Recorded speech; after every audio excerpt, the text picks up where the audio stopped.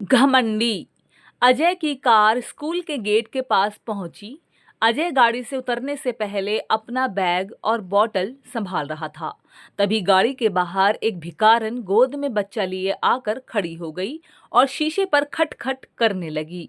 अजय को बहुत गुस्सा आया। वो गाड़ी से उतरा और बोला, अरे, गाड़ी रुकी नहीं कि तुम लोग मांगने आ जाते हो? शर्म नहीं आती? भिखारन ने कहा, बेटा, कल से कुछ नहीं खाया है, कुछ पैसे दे दो, बच्चा भी भूखा है।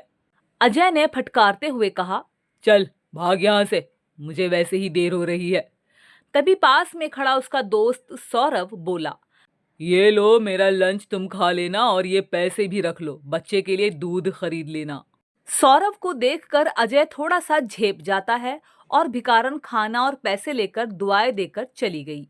अजय ने कहा, यार, तू क्यों इन लोगों को सर पर चढ़ा लेता है? तुझे पता भी है कल से रोज तेरे पीछे पड़ जाएगी। वैसे अब तू खाएगा क्या? खाना और पैसे तो तूने उसे दे दिए। सौरभ बोला, हम जिस लायक हैं हमें औरों की मदद करनी चाहिए। आज का लंच तेरे टिफिन में से खा लूंगा। क्यों, नहीं खिलाएगा क्या? ये सुनकर अजय जोर से हंस पड़ा। उसे देखकर सौरभ भी हंस पड़ा। फिर दोनों अपनी क्लास की ओर बढ़ गए। अगले दिन से सौरभ ज्यादा खाना लाने लगा और उस भिखारन को देने लगा। अजय को ये सब पसंद नहीं था। एक दिन उसने सौरभ से फिर बात की। यार, तेरे पर पैसे फालतू है क्या, जो इन लोगों पर लुटाता रहता है? सौरभ बोला, मेरे पास तो इतने पैसे नहीं हैं, लेकिन अच्छे काम के लिए कभी पीछे नहीं हटना चाहिए। मैंने अपनी माँ को सारी बात बताई। अब वो उसके लिए अलग से खाना बना देती है, साथ ही बच्चे के लिए भी कुछ ना कुछ भेज देती है। अब तो इनसे एक रिश्ता सा हो गया है। मेरी बात मान, एक बार तू भी किसी की मदद करके देख, तुझे कितना मज़ा आएगा। अजय कहता है, मेरे पापा कहते हैं कि हमारी मेहनत का पैसा हम किसी पर क्यों लुटाएं। मेरे परिवार में कोई भी दान वगैरह नहीं करता है, और अगर करता भी है तो टैक्स बचाने के लिए। सौरभ हंसकर जवाब देता है। ठीक है, अपनी अपनी सोच है, हम क्या कर सकते हैं। इस पर अजय बोलता है, देख, ये भिखारी ऐसे ही रहेंगे और तुझे भी लूट लूट कर भिखारी बना देंगे। मेरे पास तो पैसे की कभी कमी नहीं होगी, पर तेरा भविष्य मुझे खतरे में दिखाई दे रहा है। सौरभ कहता है, एक काम करते हैं, कॉलेज खत्म होने के बाद एक बार यहीं मिलने आएंगे, फिर बताएंगे कि कौन कहाँ तक पहुंचा।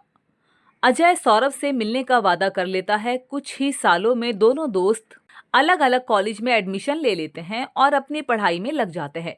कॉलेज के बाद दोनों बिछड़ जाते हैं। एक दिन अजय अपने स्कूल के सामने से गुजर रहा था। तभी उसने देखा कि स्कूल के पास ही एक छोटी सी दुकान है, बच्चों के खाने पीने का सामान बेचने की। उस पर एक छोटा सा लड़का और उसकी माँ बैठे थे। अजय पहचान गया कि ये तो वही भिखारन है जिसे सौरभ अक्सर पैसे दिया करता था। उन्हें देखकर उसे सौरभ की याद आ गई, लेकिन वो उसे कहाँ ढूंढे। कुछ ही देर में वो अपने ऑफिस पहुंच जाता है। ऑफिस में उसका मैनेजर अजय से मीटिंग करता है और कहता है, सर, आपके पापा के जाने के बाद पूरा बिजनेस ही बैठ गया। एक गलत साइट पर बिल्डिंग बनाकर सारा पैसा डूब गया। अब एक प्रोजेक्ट है, अगर ये हमें मिल जाए तो काम बन सकता है, वरना 2 महीने में कंपनी और घर दोनों नीलाम हो जाएंगे। अजय बोलता है, मैं जानता हूँ, पता नहीं किसकी नज़र लग गई हमारे बिजनेस को। आप इस प्रोजेक्ट की डिटेल मुझे भेज दो। कल उस नए इंजीनियर से मैं खुद मिलकर उसे प्लान समझाता हूँ। हमें किसी भी कीमत पर यह प्रोजेक्ट लेना ही पड़ेगा। अगले दिन अजय जल्दी से तैयार होकर प्रोजेक्ट की फाइल लेकर सरकारी दफ्तर में पहुंच जाता है। वहां वो इंतजार करने के बाद इंजीनियर के कैबिन में पहुंचता है। अजय बोलता है, सर, ये प्रोजेक्ट रिपोर्ट देखिए, हमसे अच्छी बिल्डिंग कोई नहीं बना सकता। एक बार देख तो लीजिए सर। तभी वो गौर से देखता है, ये तो उसका दोस्त सौरभ था। उसे देखकर अजय बहुत खुश होता है। सौरभ भी सीट से उठकर उसे गले मिलता है। अजय कहता है, अब तो मुझे कोई चिंता नहीं है, तू है तो मेरा सारा काम हो जाएगा। ये सुनकर सौरभ कहता है, अजय, ये प्रोजेक्ट मैं तेरी कंपनी को नहीं दे सकता हूँ। तेरी कंपनी ने जो बेईमानी से गलत जगह बिल्डिंग बनाई, उससे तुम्हारी रेपुटेशन खराब हो चुकी है। मैं तो क्या, इस शहर में तुम्हें कोई भी प्रोजेक्ट नहीं मिलेगा। ये सुनकर अजय सौरभ के पैर पकड़ लेता है। यार ऐसा मत बोल, मैं सड़क पर आ जाऊंगा। तुझे देखकर मुझे एक उम्मीद बंधी है। अगर ये प्रोजेक्ट ना मिला तो मैं बर्बाद हो जाऊंगा।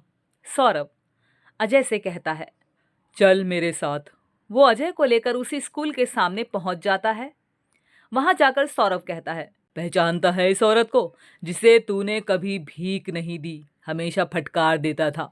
मैंने इसकी थोड़ी सी मदद की और आज ये दुकान पर सामान बेचकर अपनी रोजी रोटी चला रही है। कोई मजबूरी में भीख मांगता है तो हमें उसका मजाक नहीं उड़ाना चाहिए। आज देख, भीख तो तू भी मुझसे मांग रहा है, इसमें और तुझमें क्या फर्क रह गया है। मैं तुझे नीचा नहीं दिखा रहा, लेकिन तूने सिर्फ पैसा कमाया, दुआ नहीं। आज वो भी तेरे पास नहीं है। जिस पैसे पर तू घमंड कर रहा था, आज उसी ने तुझे बर्बाद कर दिया। ये सुनकर अजय की आंखों से आंसू बहने लगे। वो बोला, हाँ तू ठीक कह रहा है, मेरे परिवार ने कभी किसी की मदद नहीं की, यही शिक्षा उन्होंने मुझे दी। सौरभ अजय को लेकर उसकी दुकान पर पहुंच जाता है। वो औरत उन्हें देखकर उनके पास आ जाती है। भैया आप आइए, बैठिए, मैं अभी आपके लिए कुछ लाती हूँ। सौरभ बोला, नहीं माँ जी, मैं तो बस आपसे मिलने आया था, कोई परेशानी तो नहीं है। वो औरत बोली, भैया आपके कारण हम भिखारी की जिल्लत से बाहर निकल आए हैं। मेरा बेटा अब स्कूल जाता है, यहीं पास ही में हमने एक कमरा किराए पर ले लिया है।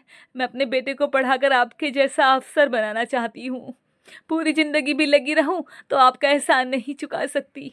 उनसे मिलकर अजय को भी अच्छा लगा। वहां से कुछ दूर जाकर वो बोला, सौरभ, अब मैं किसी से भीख नहीं मांगूंगा, नए सिरे से शुरुआत करूंगा, ईमानदारी से, और अपनी कमाई का कुछ हिस्सा दान जरूर करूंगा। सौरभ बोला, अगर तू सच्चाई और ईमानदारी से काम करे तो ये प्रोजेक्ट मैं तुझे दिलवा सकता हूँ। अजय अपने दोस्त के गले लगकर रोने लगता है। इन आंसुओं में उसका घमंड भी बह गया था। दोस्तों, ये कहानी हमें शिक्षा देती है कि हमें कभी भी अपने पैसे पर, जो हमारे पास प्रेजेंट में है, उस पर कभी भी घमंड नहीं करना चाहिए, क्योंकि समय कभी भी एक जैसा नहीं रहता है। इसीलिए हमें समय के मुताबिक अपने आप को, अपने परिवार को सिखाना, चलाना चाहिए। उम्मीद करूंगी कि ये कहानी आपको पसंद आएगी, आप इसे सीख भी लेंगे और इस कहानी को लाइक और शेयर जरूर से कीजिएगा। हमारे चैनल आनी ऑफिशियल कहानियां को सब्सक्राइब जरूर से कीजिएगा दोस्तों, और नोटिफिकेशन बेल दबाना ना भूलें ताकि आपको आने वाली मजेदार कहानियों की नोटिफिकेशन मिल सके। एक और अच्छी सी कहानी के साथ आपसे मिलती हूँ, तब तक के लिए धन्यवाद दोस्तों।